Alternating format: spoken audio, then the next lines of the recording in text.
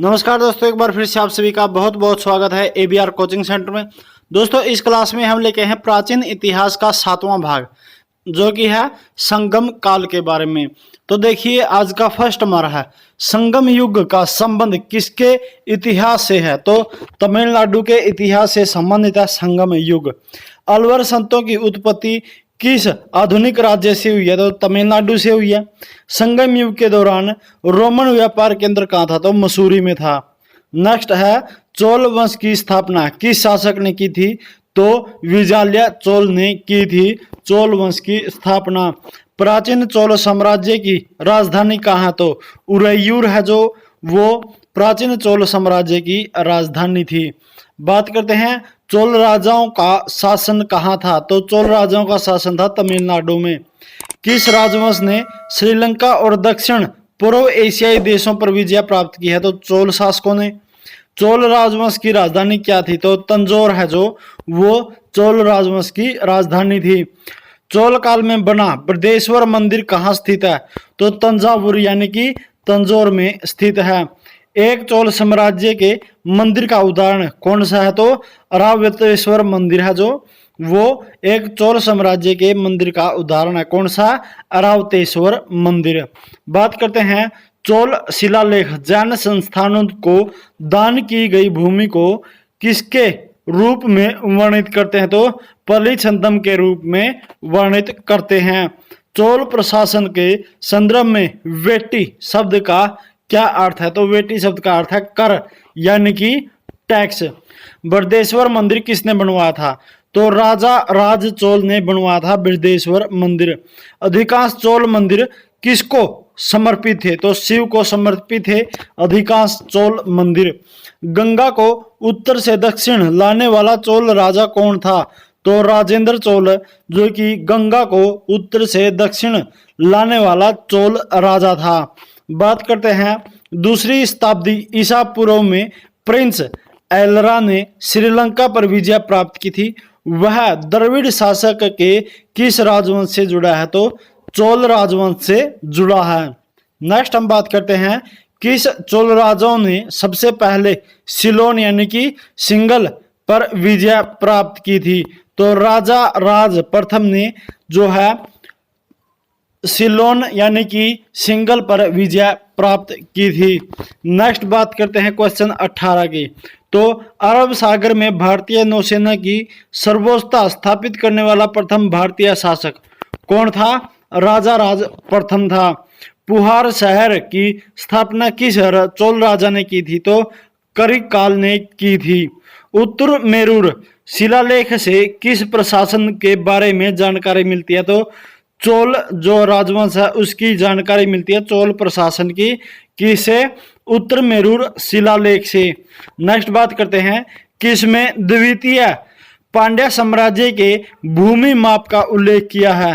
तो किसमें किया गया है? थलवईपुरम तांबे की थाली में जो है द्वितीय पांड्या साम्राज्य में भूमि माप का उल्लेख किया गया है। संगम साहित्य के संरक्षक कौन थे? तो पांड्या जो हैं वे संगम साहित्य के संरक्षक थे।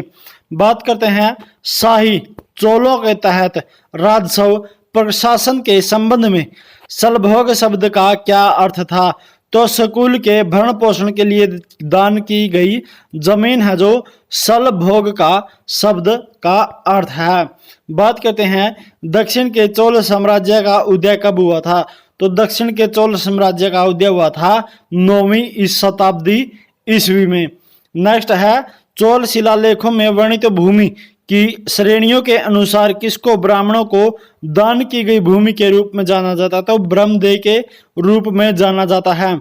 किस राजा ने सम्मान की निशानी के रूप में अमीर जमींदारों को नुवेंदवेलन अरैयर आदि उपाधियां दी है? तो चोल राजा ने। बात करते हैं देवी निशुंभ सुदनी का मंदिर किसके द्वारा बनाया गया है? तो चोल राजाओं द्वारा बनवाया गया है।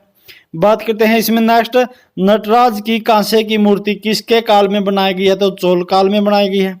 चोल शिलालेखों में वर्णित भूमि की श्रेणियों के अनुसार किसको मंदिरों को भेंट की गई भूमि के रूप में जाना जाता है? तो देवदान के रूप में जाना जाता है। चोलों द्वारा विकसित दक्षिण भारत की मंदिर वास्तुकला की विशिष्ट शैली को क्या कहा जाता है? तो द्रविड़ शैली कहा जाता है। चोल राज्य को किस राष्ट्रकूट के शासकों के हमले का सामना करना पड़ा था? तो कृष्ण तृतीय के हमलों का सामना करना पड़ा था। चोल साम्राज्य पर किसने 14वीं शताब्दी में शुरुआत में आक्रमण किया था? तो मलिक काफूर ने आक्रमण किया था। तंजौर के बृहदेश्वर मंदिर किस धार्मिक संप्रदाय से संबंधित है? तो नयनार से संबंधित है। संगम राज्य चेर से किस शासक का संबंध नहीं है? तो नेडान का संबंध नहीं था। चोल राजवंश में उभरने वाला महत्वपूर्ण शासक कौन था? राजा राज चोल था उभरने वाला चोल राजवंश में सबसे महत्वपूर्ण पहला शासक। बात करते हैं राजेंद्र प्रथम किसका पुत्र था? तो राजा राम प्रथम का पुत्र था राजेंद्र प्रथम। बात करते हैं किस चोल शासक को लोकप्रिय रूप से गंगा का विजेता यानी कि गंगई कोडान चोल कहा जाता है? तो राजेंद्र चोल प्रथम को कहा जाता है। नेक्स्ट हम बात करते हैं श्रीलंका पर विजय प्राप्त करने वाला चोल वंश का पहला राजा कौन था? तो राजेंद्र प्रथम था। बात करते हैं इसमें नेक्स्ट चोल शिलालेखों में वर्णित भूमि की श्रेणियों के अनुसार किसको विद्यालयों की रख रखाव के लिए भूमि के रूप में जाना जाता है? तो शलभोग को जाना जाता है। चोल साम्राज्य ने ज्यादातर भारत के किस क्षेत्र पर शासन किया? तो दक्षिण भारत के क्षेत्र पर शासन किया है चोल साम्राज्य ने। चोल शिलालेखों में वर्णित भूमि की श्रेणियों के अनुसार किसको गैर ब्राह्मण किसान स्वामियों की भूमि के रूप में जाना जाता है? तो किसके रूप में जाना जाता है? वेलन वगई के रूप में जाना जाता है। चलिए नेक्स्ट बात करते हैं हम इसमें संगम साहित्य प्राचीन और मध्यकालीन भारत के किस भाग से संबंधित है? तो संगम साहित्य दक्षिण भारत के प्राचीन और मध्यकालीन भारत के भाग से संबंधित है। और आज का हमारे क्लास में इतना ही। लेकिन जिन्होंने अभी तक चैनल को सब्सक्राइब नहीं किया है तो चैनल को फटाफट सब्सक्राइब कर लें और आने वाली वीडियो की नोटिफिकेशन पाने के लिए घंटी का बटन भी जरूर दबा दें। तो चलिए मिलते हैं जल्दी नेक्स्ट क्लास में। तब तक के लिए खुश रहिए, खुशहाल रहिए, सुरक्षित रहिए। जय हिंद, जय भारत।